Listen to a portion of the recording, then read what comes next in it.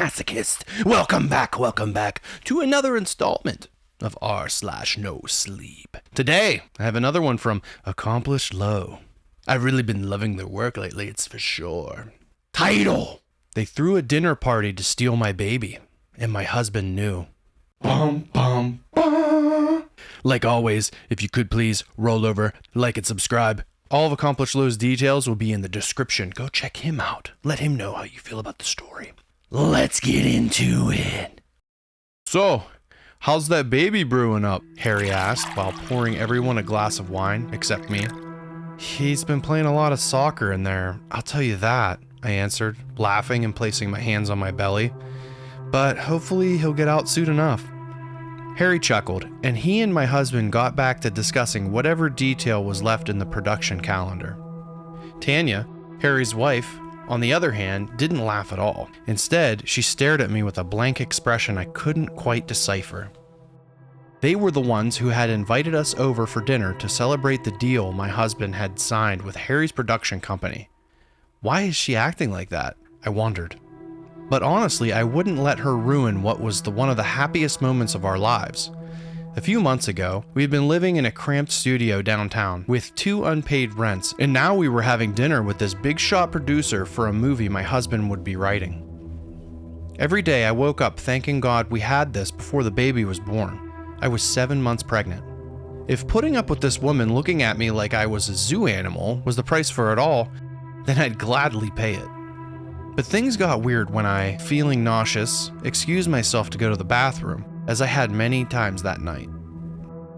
And as I was washing my hands to get back, I heard a knock at the door. "I'm leaving," I called out to whoever was on the other side.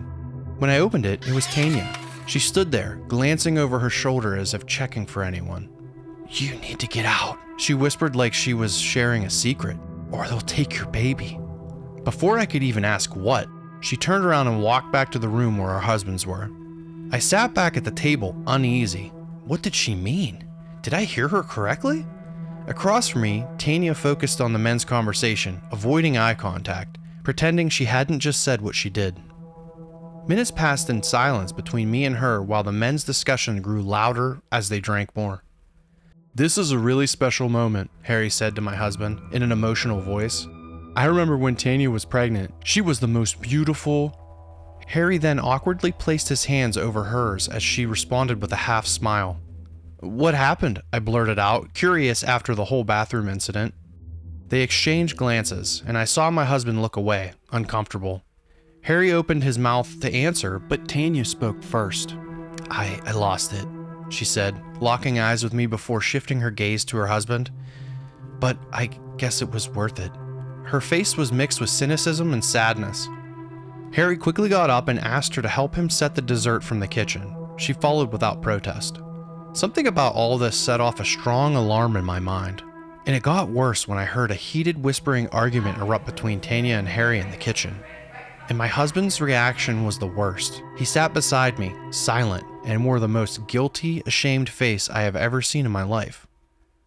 That's when the doorbell rang. Harry came sprinting out of the kitchen to open it. An old, grumpy-looking man stepped in, and I knew who he was because my husband has described him before. It was the movie's director. Harry and my husband treated him like a king, showering him with praise and filling his wine glass, but he remained stone-faced. The only moment of joy I witnessed was whenever he greeted me and noticed my belly. His lips stretched into a broad grin that sent chills down my spine. "You never told me he was coming," I whispered to my husband. "He and the crew were nearby and decided to stop by. It won't take long." "But I really wanted to leave now," I continued, trying to be polite. "I'm not feeling well." "I promise we'll go right after dessert," he said with a drunken smile. "Everyone talks about Tanya's cheesecake. They say it's incredible. We have to try it." Obviously, dessert was the last thing on my mind now.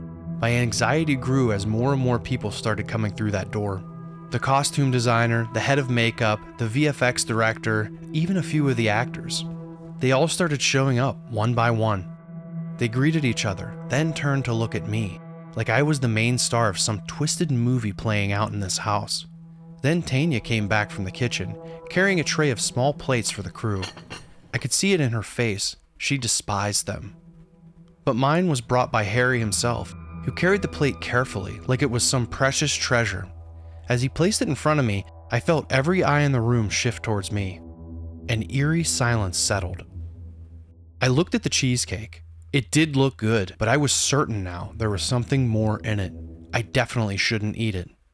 I'm a bit unwell right now, I said. Maybe I'll eat it later. Honey, at least give it a bite, my husband said, while Harry stood in front of us waiting. I'm just not that hungry. Can we take it home instead? The tension in the room was suffocating. My husband's demeanor shifted instantly, his expression darkening as he gripped my arm. Honey, don't be rude. His face mixed with a menace of desperation. Eat the cake. These people are helping us. That answer was proof he knew very well about what was going on. I hesitated, staring at the plate for a few seconds, my mind racing. But before I could speak, Tanya placed a firm hand on my shoulder. She's just having a wave of nausea, she said, her voice calm. I sure remember how bad it felt. I'll just take her to the bathroom 1 sec to freshen up. Harry wasn't happy, but he sighed and nodded. Fine, be quick. Tanya helped me up, keeping her grip steady as we walked hand in hand toward the hallway. The moment we were out of sight, she pulled a car key from her pocket and pressed it into my palm. Take my car, she whispered. It's parked outside, second on the left. My heart pounded. What about you? They already took everything I had. Her eyes welled with tears. I'll be fine, just go now. I followed her into the bathroom, where she locked the door behind us and helped me jump through the window. I ran to the spot she pointed as fast as a 7 months pregnant woman could.